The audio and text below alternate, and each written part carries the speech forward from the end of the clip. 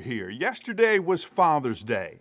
You did remember it was Father's Day, didn't you? You did call or give something.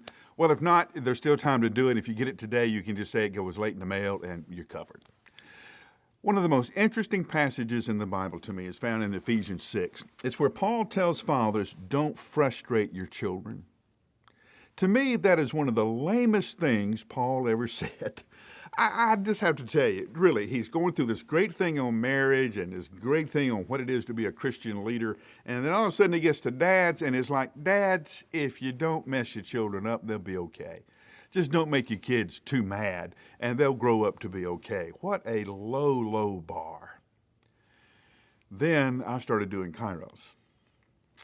And one of the first stumbling blocks we ran into was kids' relationship with their dad. That relationship was so bad that it messed up how they thought about God. So when I would tell them God loved them like a father, it would make them mad. Their father had abandoned them, their father had abused them, their father was an addict, on and on. Now, yeah, these are extreme cases, but there were a lot of cases of very successful dads who were just working too much and never came home to be with their child. And so the child grew up feeling ignored, left out.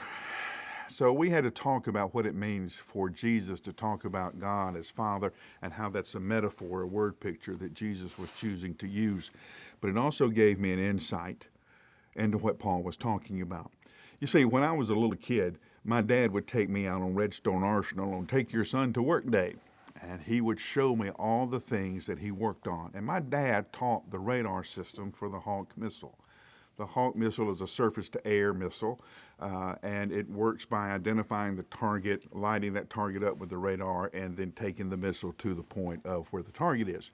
And my dad was in charge of the radars.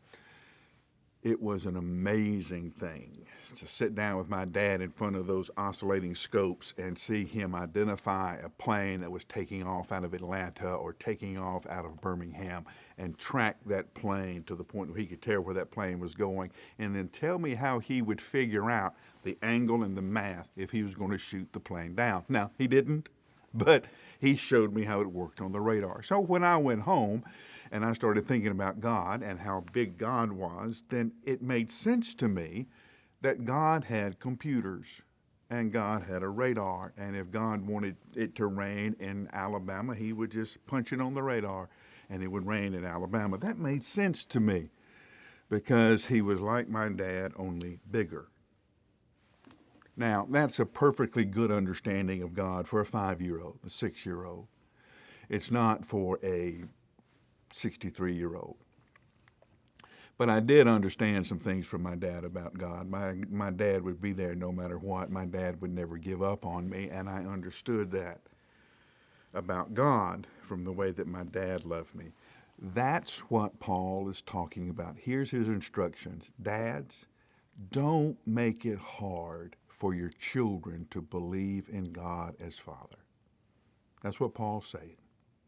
Don't make it hard for your children to understand that I love them like a father.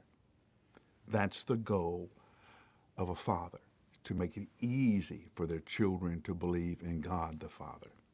He's like your dad, only bigger. So what kind of dad did you have? Me, I had a great one. And on this Father's Day, I'm celebrating John Glenn and the good guy he was and all that he taught me. If you didn't have a good dad, then take some time to understand that and understand how it impacts your life even now. Find a place where you can forgive your father and find a place where you can let God, the greatest Father of all, be your dad now.